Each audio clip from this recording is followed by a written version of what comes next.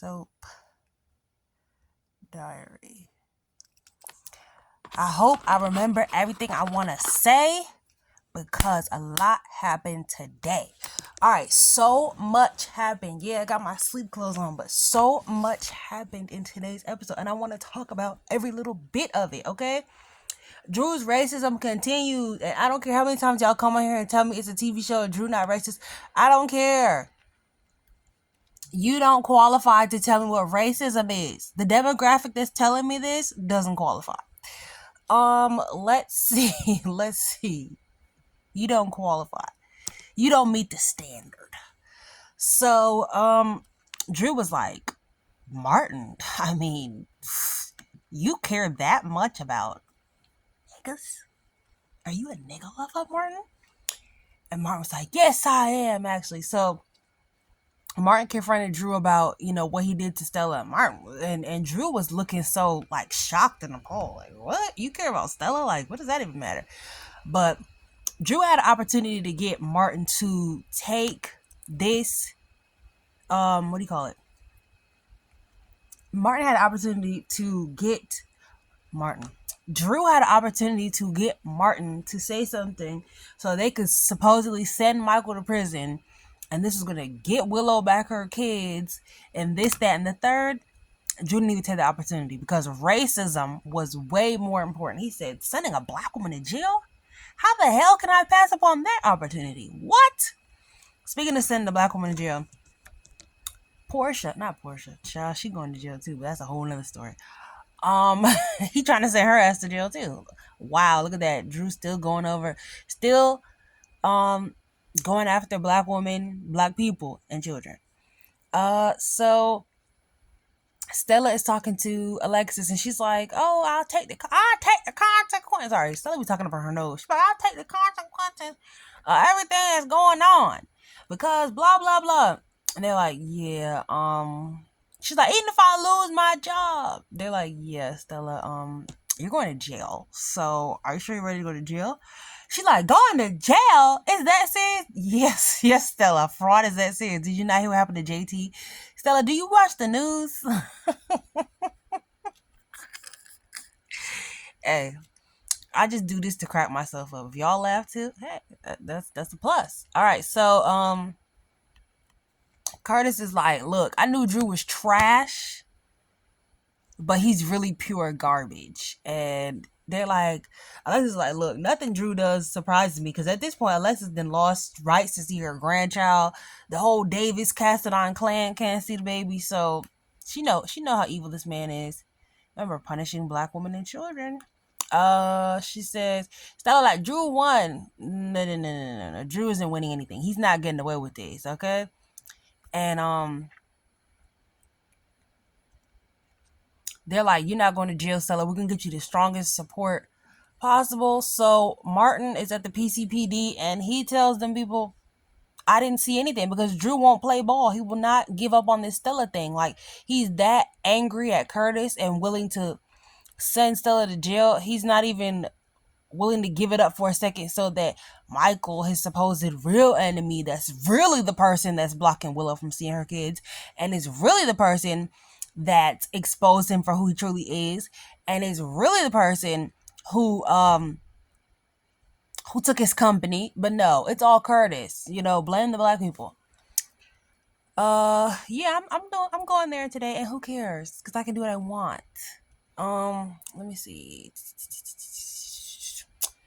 So he's like, "You stabbed me in the back," and Drew's like, "Nah, I ain't doing it."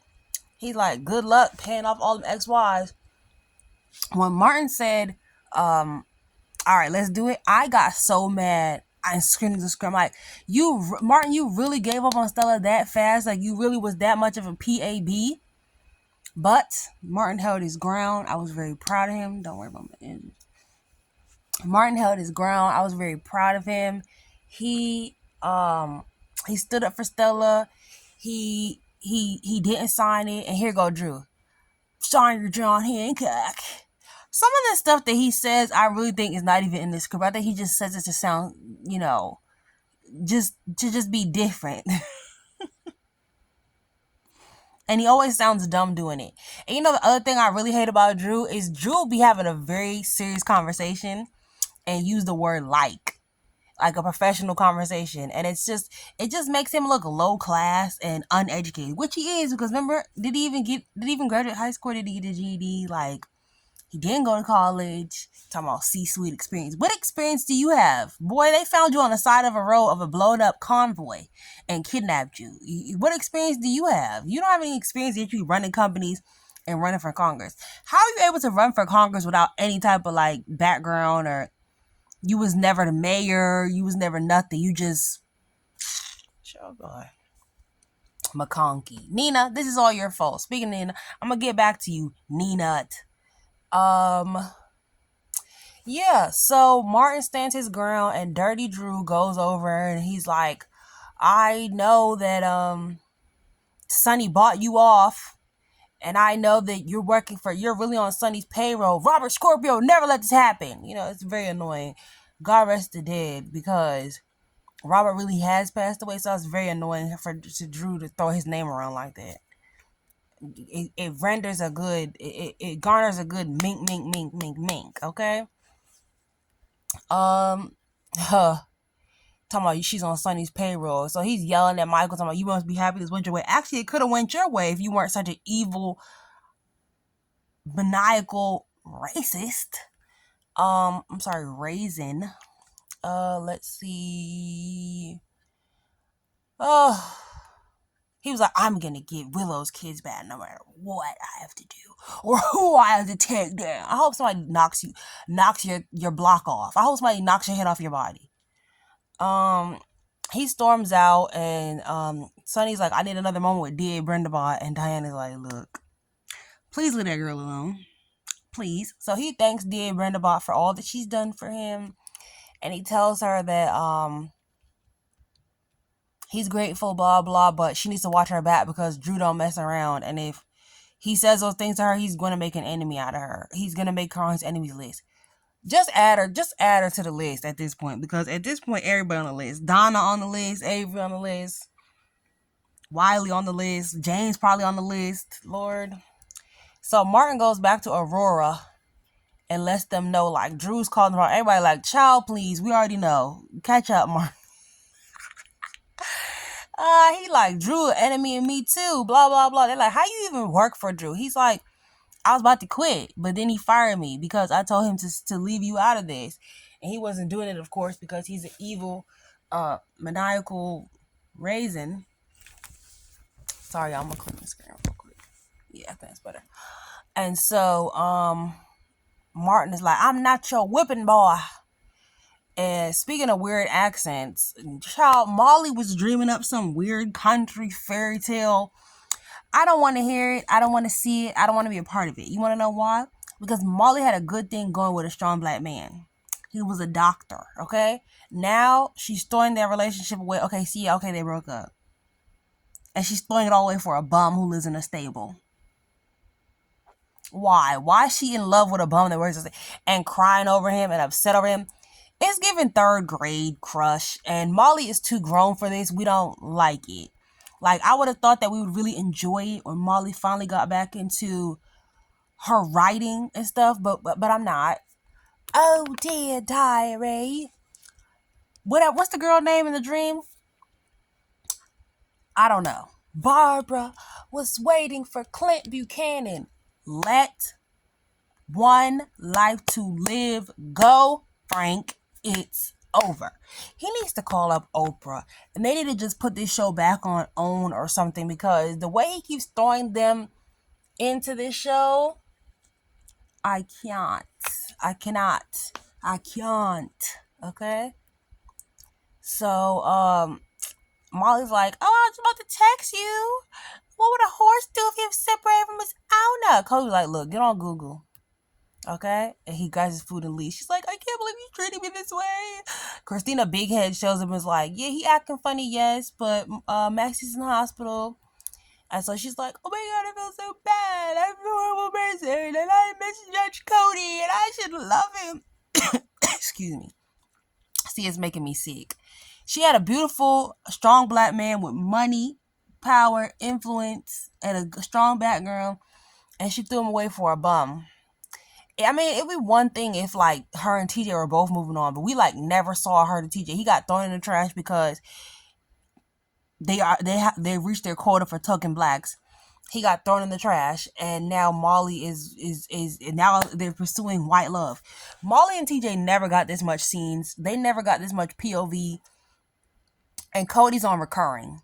They never got this much scenes. They never got this much POV. They never got this much storyline and her yearning and all this. All this, they never got any of this. We didn't even see much of that, especially with the new Molly. They really wasn't getting all that much screen time. So the fact that, and they were on contract, especially TJ was on contract. So we weren't even getting all this. So the fact that we're getting all this with Molly and her new white love is just crazy. Her new white scene partner. And then he's mediocre as crap. He went around talking about how much he stank for like the whole first year he was on the show. And then they tied him to Mac, and he's still a bum. He lives in a stable. Yeah, he's cool or nice or whatever, but like, bring it down.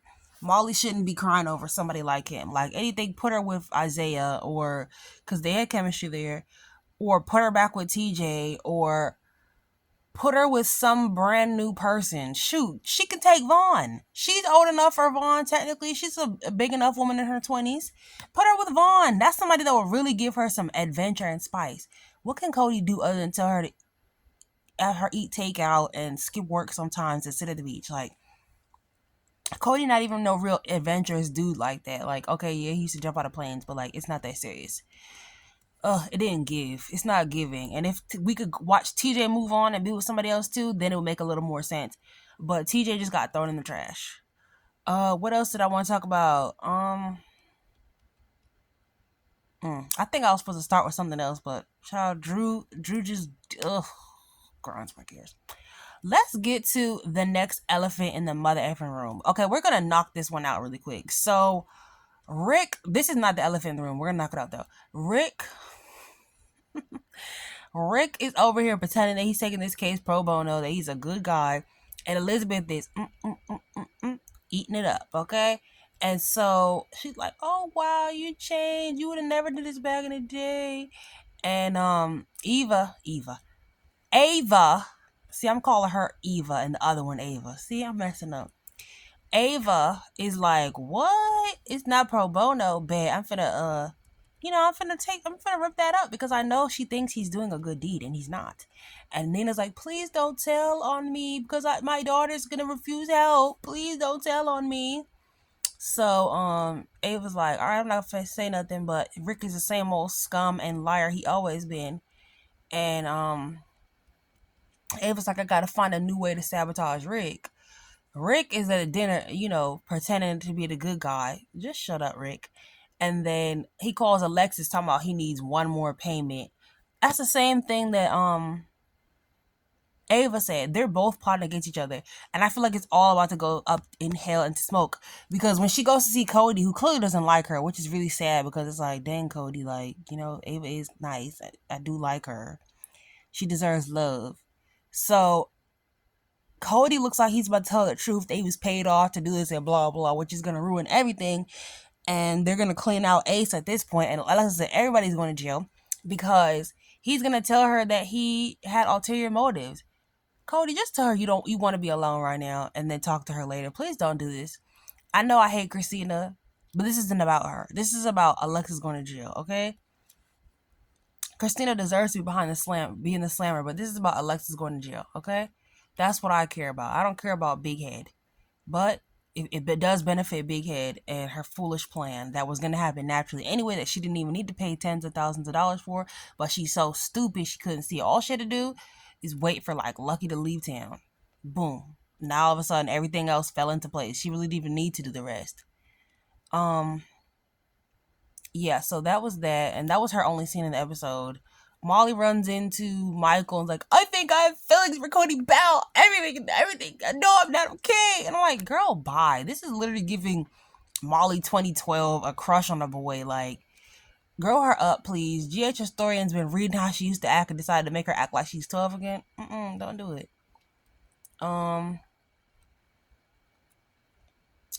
Then we get to the elephant in the room. The whole Brooklyn, Tracy, Lulu, Obrecht situation.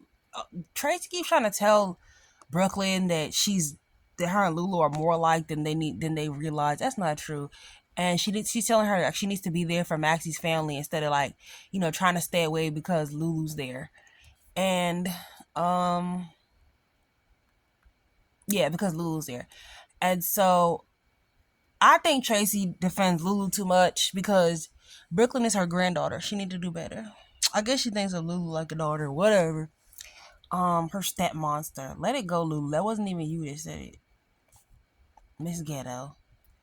So Miss Ghetto Lulu was at the house, and Obrecht came over there and they had a discussion where Lulu apologized to Obrecht and was like, I did too much, but you can see where I'm coming from because I was in a coma for all them years and I missed years with my child. And it just reminded me of a painful time in my life where I couldn't be there for him because I didn't know him, and you and your daughter was there and you had something with him that I couldn't have and I didn't have, and it was painful for me and I was jealous and I was hurt and I took it out on everybody, and I'm sorry. And I feel like that should have been the perfect opportunity for Obrecht to say she's sorry too. But, she didn't because they wanted to come out and then everything to fall apart again. So, and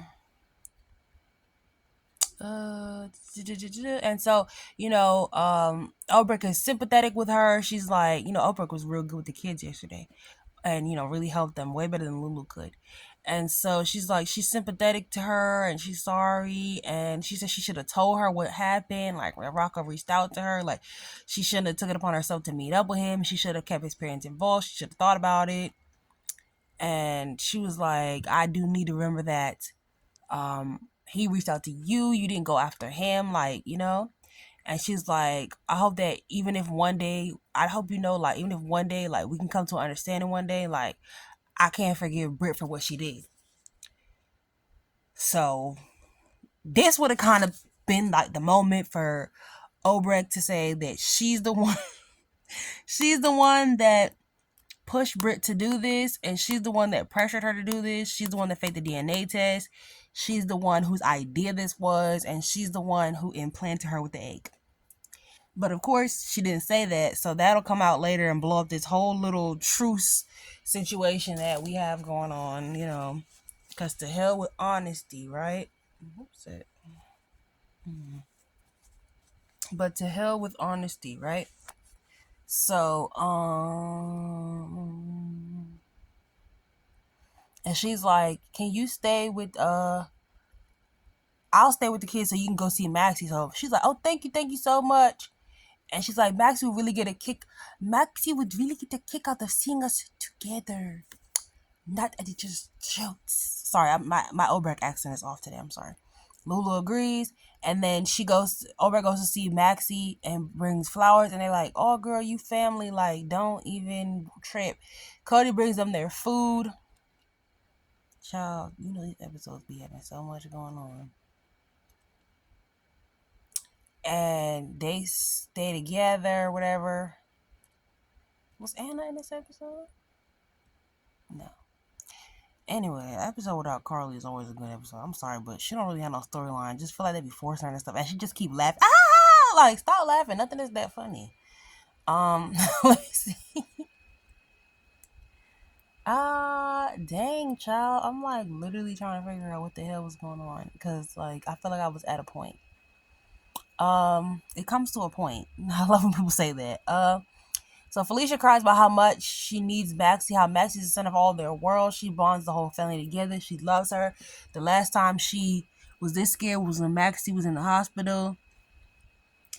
And with Kawasaki syndrome, and I thought they had a beautiful moment yesterday when Lucy was able to be there for her, like how she was there for her when Maxie first got sick. That's what I love about soap operas. That's what I love about the history, that they have all these characters still here to still be there for each other, and Anna and everything. Anna wasn't there when this happened, but Anna was part of Maxie's early life. Of course, she's her godmother.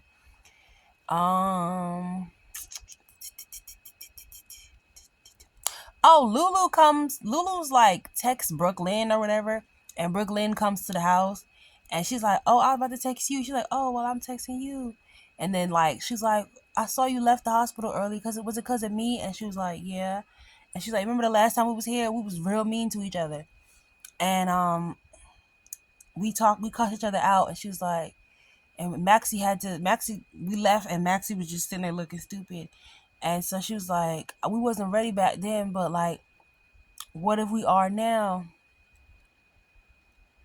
Like, do you want to make a truce with me for Maxie because we both love her? And she's like, yeah, let's make a truce. So, because we love Maxie. And then they both was like, oh, I love Maxie. She's like, I love Maxie too. So then they make a truce. And then the end of the episode, Drew comes to the hospital. Ciao. He sees Willow. Willow's like, get out of the damn hospital. He's like, no, Willow, I can help you find your kid. I can help you get your kids back. Like, did you know? And Willow was like, what happened to your face? Why do you even care what happened to that man's face? Willow was like, I'm gonna tell you, come, let's talk in private. And then Nina comes to the hospital. She like, where's my daughter? And then she like, she in a break room, but don't tell her I told you, okay? And so she's like, all right. So she's like, Drew tell Willow like, oh, Michael hit me and I was gonna send her to jail for assault. I really was. Michael lost his mind, Willow, and he hit me all because I told Wiley you miss him. Here go Willow. Oh, you did? Oh, that's so cute. What he said? Oh, Willow girl, do you not remember that Drew was manipulating your child just a few weeks ago and your child hates him? What? Willow forgot all of that because she was like, oh, somebody's on my side. Somebody told my kids I missed them. I do miss them. She lost her mind just like that. Look, just like that. And sorry to everybody because I was the one still believing that Willow could potentially change. I was the one believing that Willow could get better with some months and some therapy. But she needs to be deprogrammed. Neil Byrne, God rest his soul, we need you here to deprogram this girl. So she's like, he's like, I wanted to tell you about me and Nina so bad. I really did. But Nina blackmailed me. She was like, I won't give you no more help with McConkey. I won't let you be a congressman. I really wish she did do that. He's like, please. She was gonna take every political connection away from me. Like, please, Willow.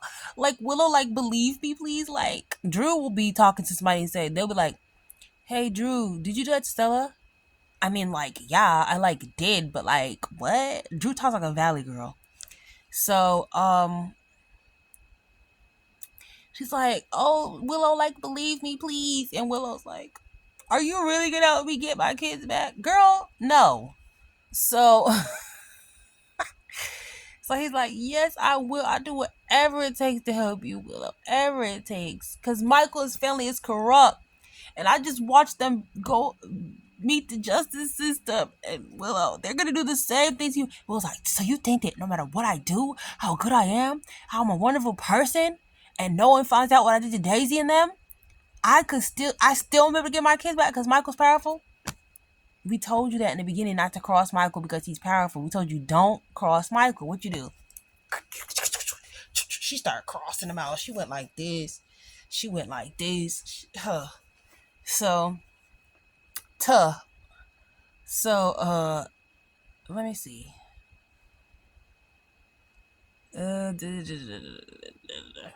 So, Justine, D.A. Brenda Bot's actually flirting back with Sunny. She needs to stop.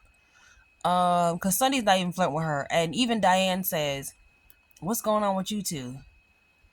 Are you working her or is she working you? Diane's seen this before. She said there was Brenda, Hannah, Claire, Reese. So Alexis, she's the only one on the list that haven't been touched yet. Sunny and Redheads, 2026. All right. So where else am I? So yeah, he like takes her into his arms and hugs her or whatever. And her mother, Nina Nuts, walks in at the same time. And I'm like, Nina, girl, open the door. Shoot him. And She doesn't. And I think to me that Willow might be the one that killed Drew after all this, after he doesn't get her kids. Like, Willow, didn't he just promise you to get your kids back a few weeks ago, a few months ago, a few days ago? He keeps promising to get your kids back. You still don't have your kids back. Why are you still listening to him? Why are you still like, but that's like asking a newborn a question and expect them to answer. That's like talking to a dog and expecting them to be able to respond to you. Willow is an idiot, so you can't talk to a fool. So anyway, y'all, that's the whole episode. Damn near the whole length of the episode. Sorry, y'all, I'm rambling, but a lot happens episode. And they be having too many characters in one episode.